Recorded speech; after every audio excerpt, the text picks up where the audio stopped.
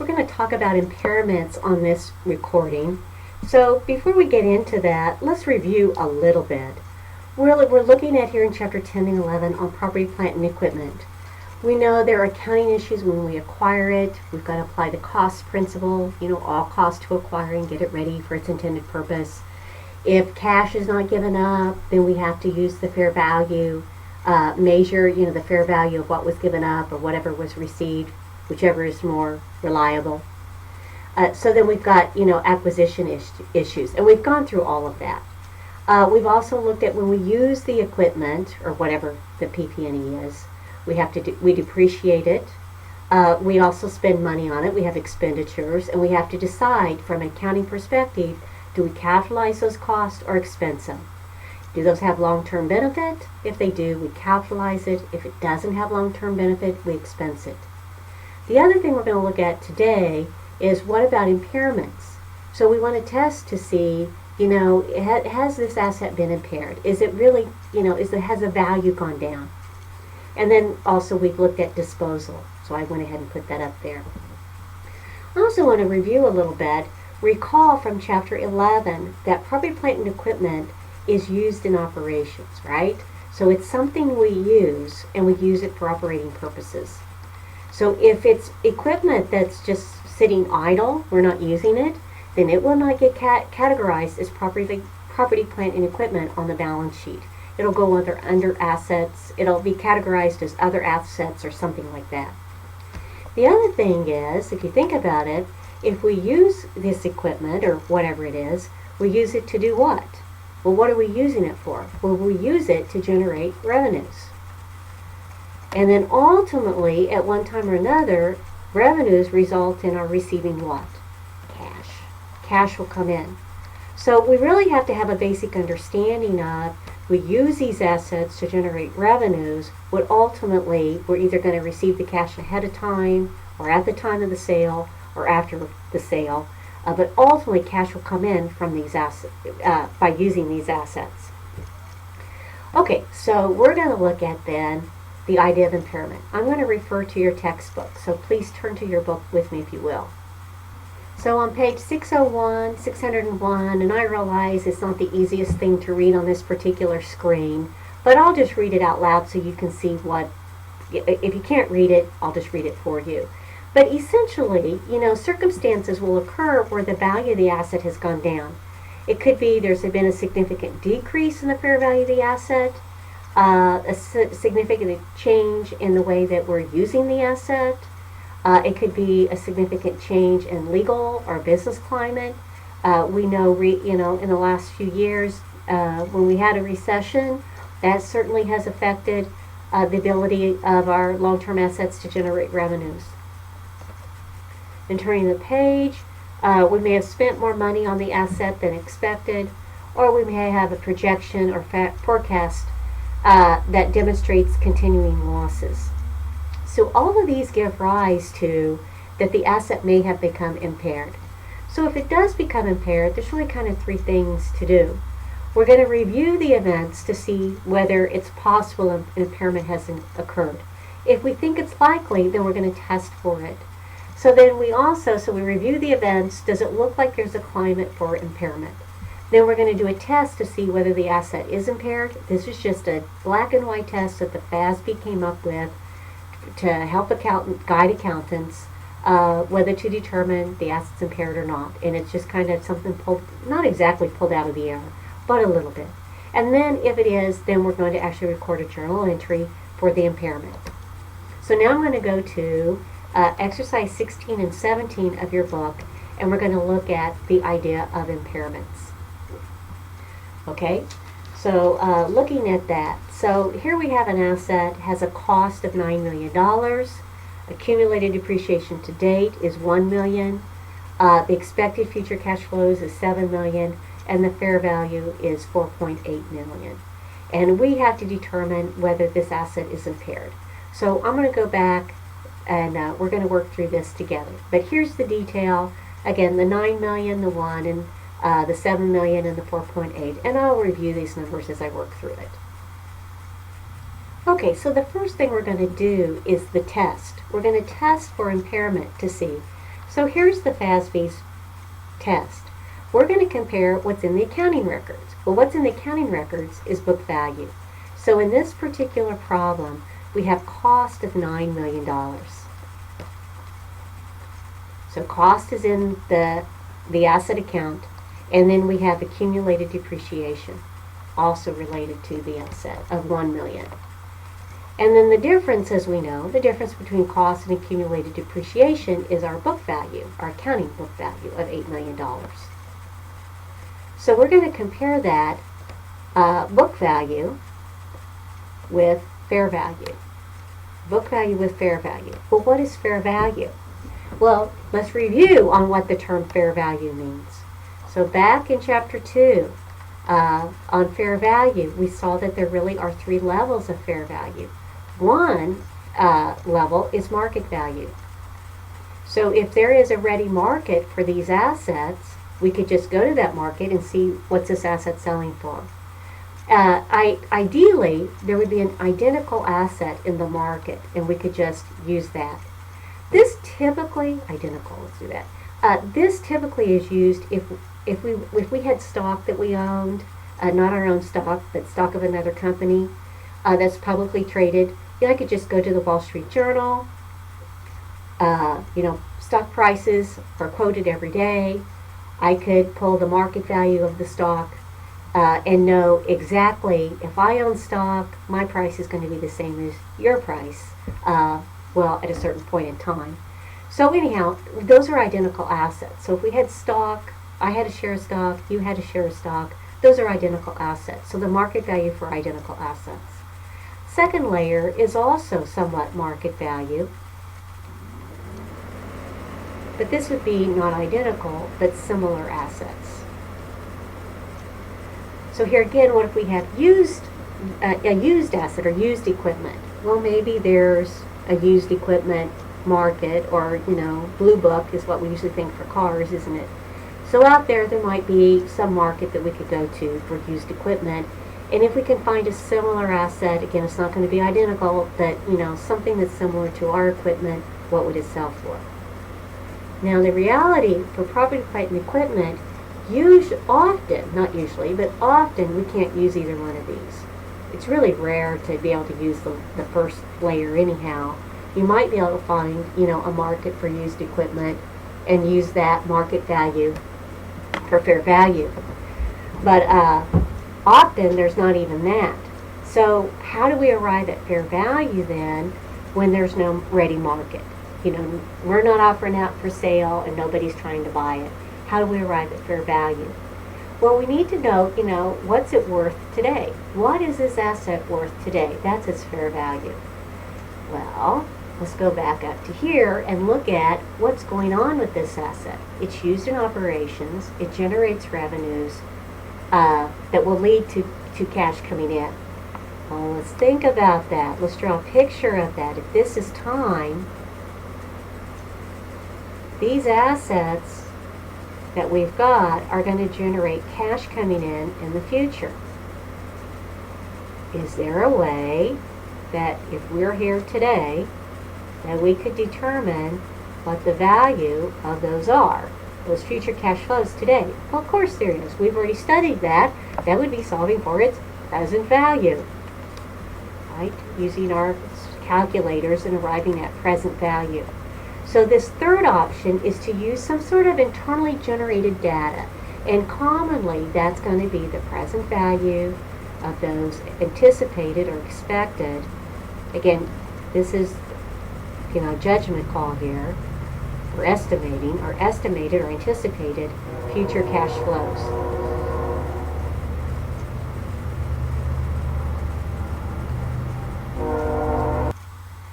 So there we have fair value. Now, let's get back over here to our test. In our test, it's actually a very lenient test. So the test is very generous. We actually don't closely look at present value of those future cash flows yet. Instead, the FASB, when we compare book value, I had fair value over here earlier, but we actually just look at the future cash flows. Now, if you think about it, those aren't discounted back to the present.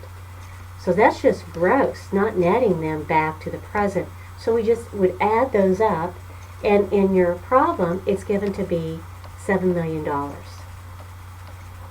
So this is a very lenient test. If we had solved for the present value, this would be a smaller number. So more likely, we would have impaired assets. So again, the test is very generous, very lenient. And again, it's just a rule that the FASB came up with.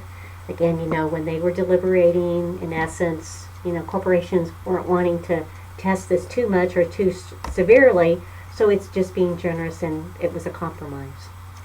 So now we can see, when we compare the two, we have an accounting value of $8 million, and those future cash flows are $7 million. So we would say the asset is impaired. So once we know that it's impaired, now we're going to go to step 2. Step 2 is to record a journal entry. With the journal entry, we've got to figure out, well, what's the actual loss? So the actual loss is again comparing, what do we have in the accounting records at $8 million? But this time, instead of just using the future cash flows, we're going to use the present value of those future cash flows. And in your narrative, that's given to be $4,800,000. So again, we're going to make a journal entry for the actual impaired loss. And so we can see there's actually a loss of what? $3.2 million. An actual loss of that. So, you're just going to debit something like loss on impairment, $3,200,000. Again, something like loss on impairment. I'm just abbreviating it. And then you got to think about, well, what would the credit be? Well, the credit's going to go, we want to reduce book value. So what do I credit to, reduce book value? We're going to take it to accumulated depreciation. So after all of this, let's look at our book value. So again, we would still have cost in the asset account of $9 million. But let's look at, what has happened to accumulated depreciation.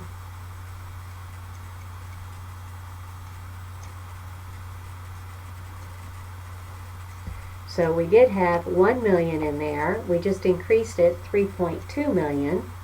So now it's $4,200,000. And we have a book value, not 4, excuse me. Let's erase that. Now we have a book value of $4.8 million. Which at this point in time happens, well, we meant for it, but it equals our fair value at that point in time. The other thing this particular problem asks for us is to make a journal entry for depreciation expense. So let's go do that. So, now we have book value of $4.8 million. There's no salvage. It also tells us in the narrative of the problem, we're going to depreciate it over 4 years. So $1,200,000 each year. So we're just making, our standard journal entry for depreciation expense. And we credit accumulated depreciation for the $1.2 million. But this is like a change in estimate because we're changing the basis. The basis of our depreciation, we're changing that. Up here it was $8 million. That's gone down to $4.8 million. So that's just, having us take a look at how to change that over. Okay, and then the last thing in this particular problem, it moves to 2015. And I'm actually just going to squeeze that onto this board right here. It wants us to test for impairment. So where this was 2014, we're going to go forward a year. So let's look at, book value at the end of 2014. Let's take a quick peek at that. That had cost of $9 million. Before our entry for accumulated depreciation, we had 4.2, and we added another 1.2. So $5,400,000. So really, the book value at the very end is $3,600,000. Okay, so at the very end of 2014, here's our book value. So in 2015, we're going to compare book value of $3,600,000, and it tells us that future cash flows, or the present, the present value of those future cash flows, or the fair value of that, is $5,100,000. And this really isn't clearly this test because it actually gave us the fair value, not just the future cash flows. You know, here before, the present value of those future cash flows, that's fair value. So they're really not having us test for it because obviously there hasn't been an impairment because we're comparing book value with fair value. Last year, in 2014, there was clearly a loss. Here there's not a loss, there's actually a gain. And so, you know, we don't need to do anything because there's a gain and we're not going to record gains. However, this is sort of unique, isn't it? Because last year we recognized a loss. So here's what companies asked the FASB. You know, since we already recognized a loss and it really was an economic loss, we didn't sell this equipment, we just had a decline in its value, but that value has come back up. How about letting us recognize this gain? And, you know, just kind of a recovery of that loss. And the FASB said no. So the response to that is there's going to be no journal entry because we haven't recovered the gain, or we have recovered the loss, but the FASB will not allow us to write it back up. So once the book value is you know, written down, it's just going to stay down at that particular value. Okay? All right, that's exercise 16. We're going to go forward to exercise 17. It uses, for 2014, the same information. So we're going to go through and do the same sort of thing, except the difference is going to be that the asset, I'll use a different color here, is no longer used in operations after a while. So let's go and look at exercise 17. So in exercise 17, we have this, you know, same asset, except this time it's not going to get categorized as property, plant, and equipment. It's really some other asset on the balance sheet. It's being held for disposal. And so the point I want to make, it's more akin to inventory, isn't it? It's more akin to our merchandise inventory because it's being held for sale.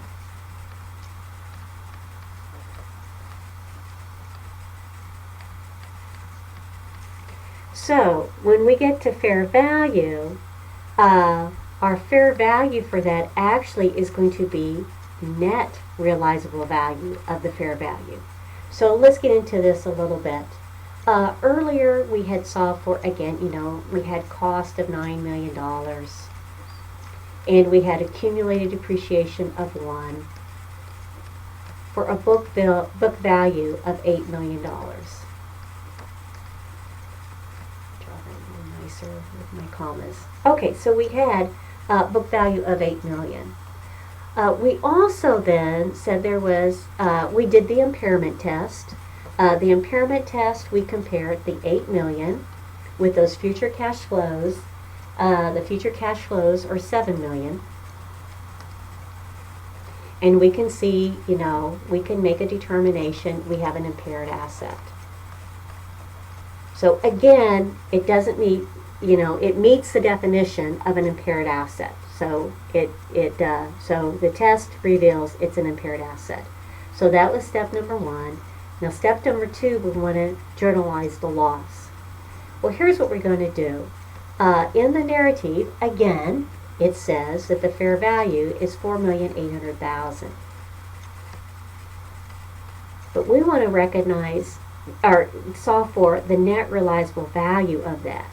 Here's what we anticipate, you know, getting cash in the future, right? Here's the present value of cash coming in.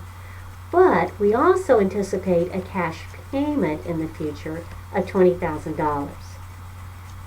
So again, this is the present value of cash coming in. And this is the cash we expect to spend selling these assets. So we're projecting, what we're going to sell it, the cash coming in and the present value of that.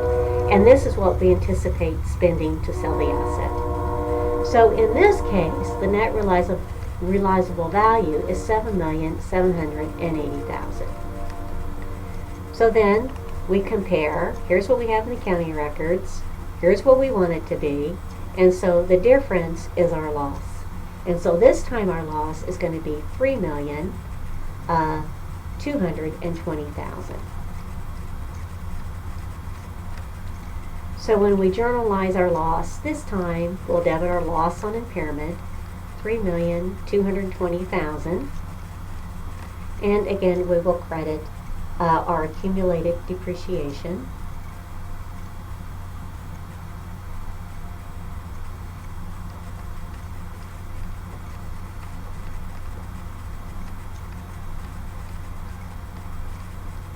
For the impairment itself.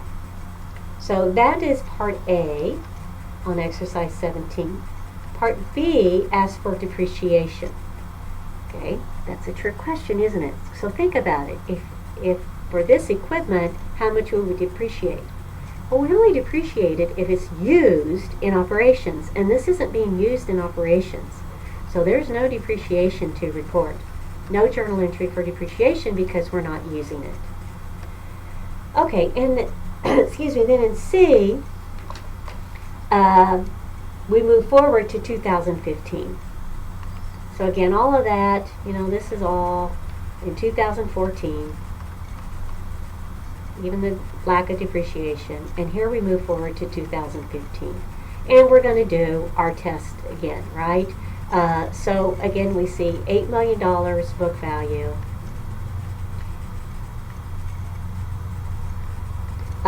But we have a fair value, and they actually changed the fair value to $5,300,000. I don't really know why they did that, but they did.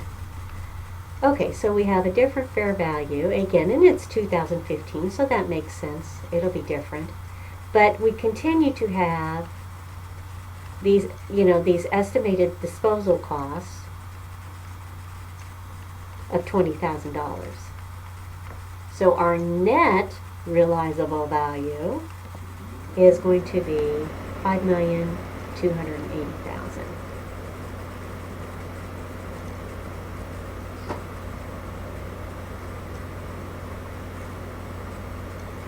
What? You may have caught me on this. I hope you did. I made a mistake. This isn't right, is it? I put $8 million of book value. How much is book value? I hope you caught me as I was rambling on. At the end of 2014, we end up, after this journal entry, book value, right, it had, again, we would have cost of $9 million. So that's going to be in the asset account as cost. And then we would subtract accumulated depreciation. We had $1 million. We added $3,220,000. So it's going to be $4,220,000. So we should have a book value of $4,780,000. And of course that's going to equal the fair value at that point in time. So I hope you caught that and you caught me in my mistake. I'm human. We all make mistakes. But anyhow, the book value will be that. Okay, so we can see there's no loss. There's actually been a gain. So now here's the question. Since this isn't property, plant, and equipment, could we recover some of this prior loss? And the FASB answered the question different this time. And the reason they did is because this asset is held for sale. They're expecting in the short run, they're going to realize this money coming in from the sale. So the FASB said, this isn't property, plant, and equipment. We're going to rule different on that. And they did. So we're actually going to then, let's see, the difference here is what, $500,000?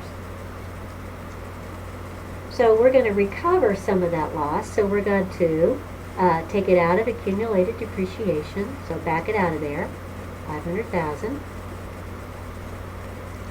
And we're going to reduce our losses this year. So just record recovery of loss or something like that. So it's really like a negative expense, isn't it? Sort of a negative expense or a negative loss. It's not income, but it'll offset other losses that year. So at the end of 2015 then, let's look at book value. We have $9 million. And then this $500,000 will change this. What is it going to be? $3,720,000. And we should end up with a book value of $5,280,000, which again is our net, well, I put fair value there, but it's net realizable value. It's the net of fair value, but net realizable value at that point in time. Okay, so there we have it for asset impairments. One last thing. I want to come back in and talk about this impairment test for just a minute. Somebody asked me, so I want to go over it. Back on exercise 16, I guess I could have gone over this when we're looking at exercise 17, but I just want to back up a little bit, and the numbers are the same, so either way, we'd have the same situation here. But when we had book value of $8 million, hang on a minute. Sorry about that, but I'm on the Parkville campus and the chime started ringing and got a little louder than I was. So I'm back in now. Okay, so let's look at, here we have, before we had an impairment, it was clear. But what if the future cash flows, again, not the present value, but what if this had been $9 million, even though the fair value was $4,800,000. What would happen then? Well, if it was $9 million over here, we would compare book value with those future cash flows. Now, book value is lower, and so this shows we're going to recover more than our book value. So here we would say it's not impaired, and we would stop. We would make no journal entry. We would say, okay, it's not impaired. We would not go on to step 2 then. We would just stop. There's not, even though the present value of those future cash flows indicates there's a loss, our generic test does not indicate it, and we would stop and we would be done.